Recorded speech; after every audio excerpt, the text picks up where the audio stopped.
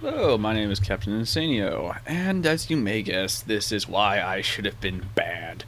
Before we begin, I'd like to make a note of something. I did not at any time use any third-person program for any of this outside of Fraps and Ventrello. Current plan is for me to produce several of these, going over the various reasons I should have been banned, but I'm going to try to do it in chronological order so you guys kind of feel why, and you can kind of see where things led to after this period of time. Today's first episode is a little something we like to call swimming. Alright, so what's swimming? Swimming is actually an incredibly abusive bug that we found out almost entirely by accident thanks to one guy mucking around in Sanctuary and busting through the ground and into the heart building. So, it's basically when you take a Galaxy or Lodestar or Liberator, if you're incredibly lucky and crazy and have far too much time in your hands, and break it through the ground and fly around underground. This allows you full access to any enemy base as long as it's not surrounded by water or you're not stupid, and the things you can do in the base are manifold. You can use your tail gun or wing cams to blow up the generator, destroy equipment terms, spawn rooms, that sort of thing.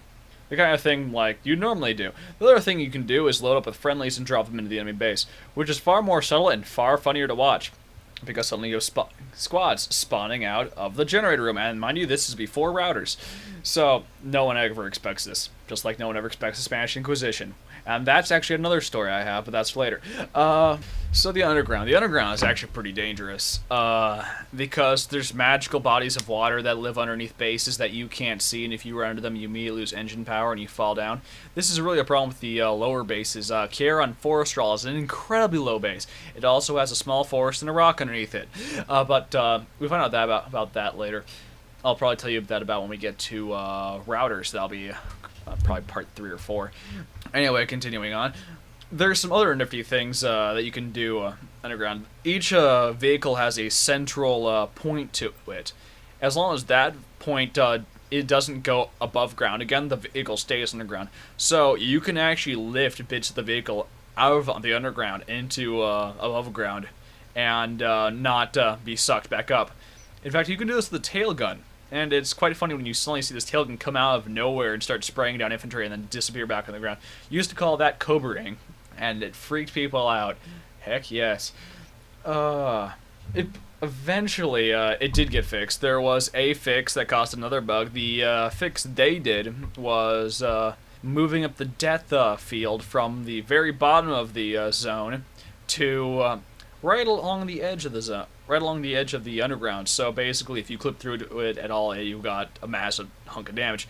The problem with this is they have hover vehicles. Hover vehicles, when they run into a hillside or hit a small rock or a small tree or an infantry, sometimes get jostled about and that rocks their hitbox underneath the ground.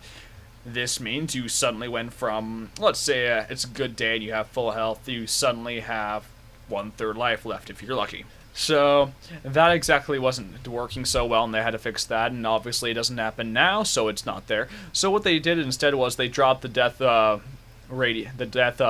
about 10 meters down. So there's that little wiggle room. You can get in there, but you're not going to last long, and you don't have enough control in order to keep yourself there. So basically, they've managed to cap this exploit, which is really too bad. It's really a fun thing to do. The way you do it, actually, is you find a hill that's about 30 to 55 degrees. It's steep enough that you can't land on it easily. You do it sideways, and you force yourself down to it, like, you can't land here, and you afterburn, you muck about, and it glitches out everywhere, and it forces you through. And this no longer really works because they did some changes with the afterburners after I showed them another bug with it. That's cricketing, we'll get to that later as well. But you can still get underground because, as I talked before, you can get Liberators under, and Liberators don't have afterburns. What you need to do is go to a tower. Air towers are the best because you can heal yourself after your many failed attempts. And you ram yourself into the 90-degree angle that the tower makes of the ground. Repeated rammings and creative enough rammings will eventually force you underground. The weird thing is, however, in a lib is the bomb nose thing that points almost always straight down will now be stuck pointing at your entry point until you go into a building again. That pretty much covers it. Though the fix came, like I said, we were pretty careful with our fixes, although some of our members did run over full spawn rooms, and that kind of draws attention, unfortunately.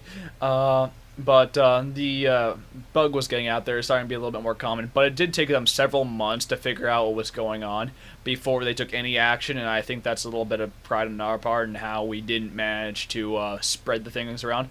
Because that was always our goal, to not tell anyone else about any of this stuff. So the fact I'm telling you this now means probably one or two things, and, well, you can probably guess by the title.